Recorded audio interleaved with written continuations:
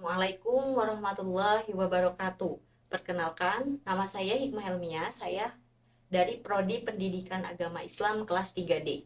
Video ini saya buat untuk memenuhi salah satu tugas ujian tengah semester pada mata kuliah Ilmu Pendidikan Islam, di mana pada video ini saya akan memaparkan materi tentang ilmu pendidikan Islam. Ada 4 materi yang akan saya paparkan. Yang pertama, kedudukan Al-Quran dan As-Sunnah dalam pendidikan Islam.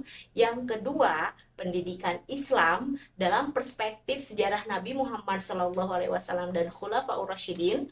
Yang ketiga, sejarah pendidikan Islam di Indonesia. Dan yang keempat, metodologi pendidikan Islam pada pendekatan pendidikan tradisional versus pendekatan modern. Yang pertama, kedudukan Al-Quran dan As-Sunnah dalam pendidikan Islam. Pendidikan dalam agama Islam adalah suatu kegiatan dakwah yang di dalamnya ini bertujuan untuk meninggikan agama Allah, juga bertujuan untuk meraih kehidupan di dunia juga di akhirat. Al-Quran dan As-Sunnah merupakan dua sumber ajaran Islam yang akan menjadi pondasi bagi pendidikan Islam, di mana Al-Quran merupakan firman Allah yang menjadi sumber utama dan pedoman hidup. Kemudian As-Sunnah merupakan perkataan, perbuatan, persetujuan Nabi Muhammad SAW yang berfungsi sebagai pelengkap Al-Quran yang berisi penjelasan, contoh, juga teladan. Dalam pendidikan, keduanya ini harus diintegrasikan secara harmonis agar membentuk karakter Islami dan pendidikan yang lebih komprehensif. Kemudian, apa sih yang membedakan pendidikan Islam dengan pendidikan yang lain? Nah, jadi pendidikan Islam ini memiliki beberapa prinsip, teman-teman.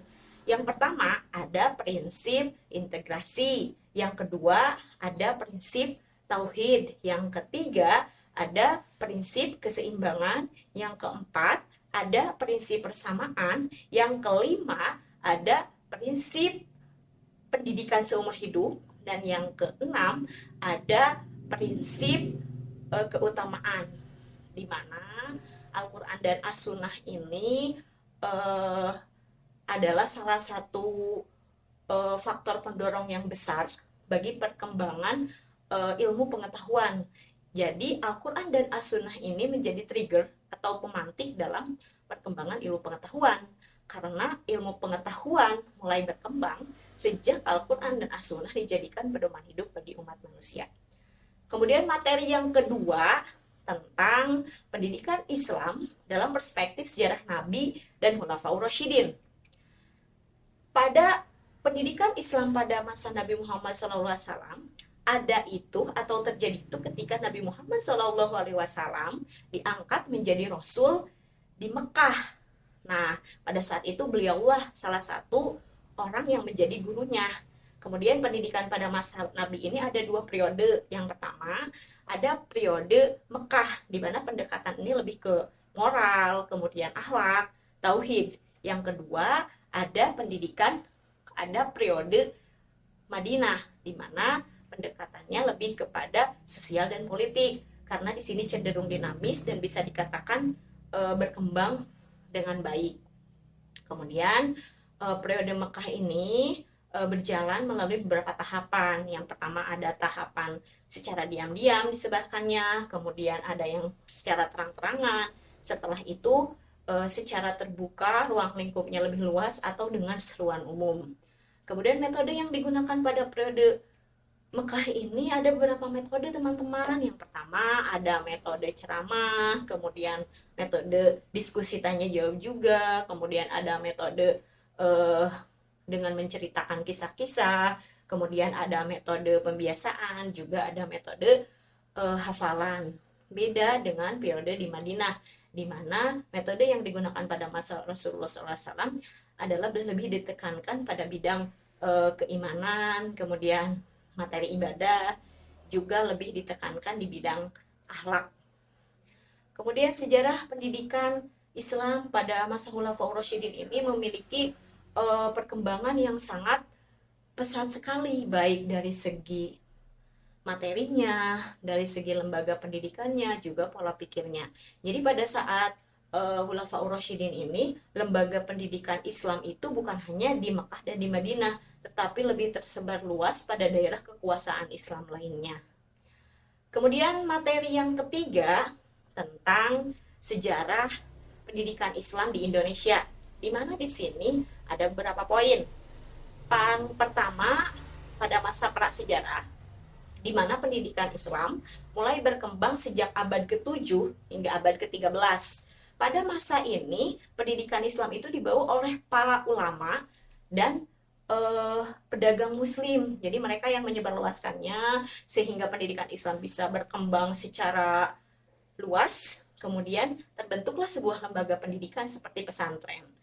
Kemudian apa sih yang diajarkan di dalamnya? Mereka itu pertama belajar kitab-kitab kuning yang berbahasa Arab. Metode yang digunakan adalah metode sorogan. Kemudian pendidikan pada masa ini perkembangannya itu masih secara mandiri, dan sistem yang dipakainya itu adalah Pak Kiai atau guru adalah sebagai satu-satunya sumber ilmu dan sumber pengetahuan. Kemudian yang kedua, setelah masa pra penjajahan ada masa penjajahan, di mana pada masa penjajahan ini pendidikan Islam dianggap sebagai salah satu bentuk perlawanan oleh kolonial Belanda, sehingga kolonial Belanda itu melakukan beberapa hal seperti penghentian pendukungan finansial, kemudian modernisasi pendidikan. Nah, itu adalah beberapa faktor yang digunakan untuk meng-cut off atau supaya pendidikan Islam itu tidak berkembang semakin pesat gitu.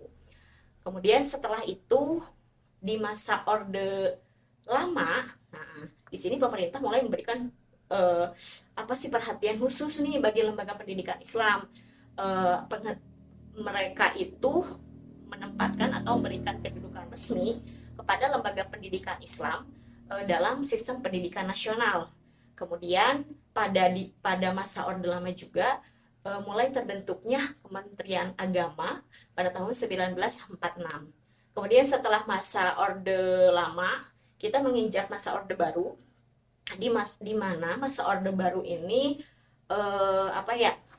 jadi di Orde Baru ini lebih berkembang lagi lembaga pendidikan Islam itu. Pemerintah mengeluarkan beberapa kebijakan, di mana kebijakannya itu ijazah madrasah itu diakui secara umum atau setara dengan sekolah umum, sehingga lembaga-lembaga pendidikan Islam seperti madrasah aliyah itu melakukan perbaharuan terhadap sistem kurikulum